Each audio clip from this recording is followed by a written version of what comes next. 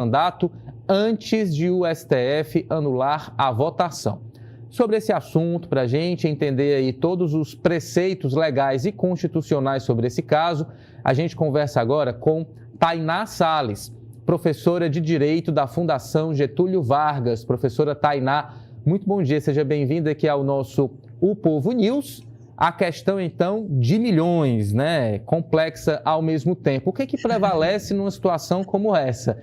A decisão do Supremo Tribunal Federal, né, já transitada em julgado, ou o posicionamento da Câmara dos Deputados? Há algum tipo de conflito interno dentro da própria Constituição que atrapalha, digamos assim, a interpretação desse caso? Muito bom dia, seja bem-vinda.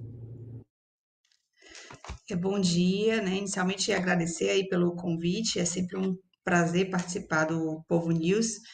E já respondendo, né, ao seu questionamento, vou respondendo o que deveria ser, né? Nesse caso, a decisão do Supremo Tribunal Federal deveria prevalecer, né, sobre uma decisão da Câmara em razão do que está previsto na Constituição Federal a respeito dos casos de cassação de mandato, né? A resposta a gente vai encontrar lá no artigo 55 da Constituição, né, nos incisos e no parágrafo 2º e 3º, quando lá diz que quando houver uma condenação criminal com trânsito em julgado que resultar a suspensão de direitos políticos, a cassação do mandato ela deve ser automática e apenas declarada pela Casa, no caso pela Câmara dos Deputados.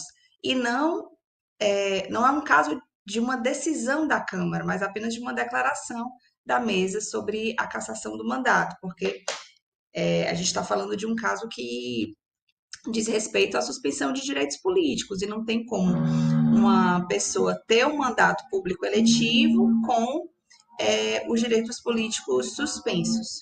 E um outro ponto também importante é que, como a condenação dela diz respeito a um regime fechado, inicialmente, não tem como ela estar em regime fechado, cumprindo pena, e continuar trabalhando, né? Uma outra razão, um outro argumento que estabelece a necessidade de uma cassação de mandato. E esse não é um caso isolado, né? Já houve outros casos anteriores, né? Desde o mensalão, o Supremo Tribunal Federal fixou esse entendimento a respeito da necessidade da cassação de mandato quando a gente está falando de condenação com suspensão de direitos políticos e com regime fechado, porque não tem como a pessoa trabalhar, né, exercer um mandato parlamentar estando encarcerado. Então, né, diante dessa incompatibilidade, diante da impossibilidade da pessoa com direitos políticos suspensos exercer o mandato eletivo, a conclusão lógica é a da cassação imediata, que deveria ser declarada pela Casa e não decidida pela Casa. É isso, a realidade, então, a dura realidade sim